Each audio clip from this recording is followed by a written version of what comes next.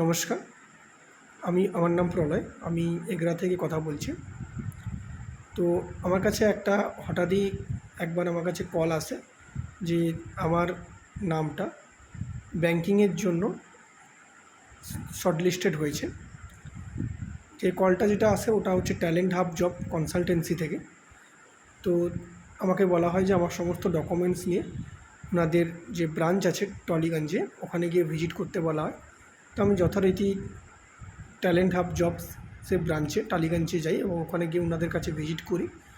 তো ওনারা আমাকে সেখান থেকে একটা ব্যাংকিং সেক্টরে সুযোগ করে দেন, এইচডিএফসি ব্যাংকিং, যেখানে আমি গিয়ে ইন্টারভিউ দিই এবং ইন্টারভিউতে যথারীতিভাবে পাশ করি।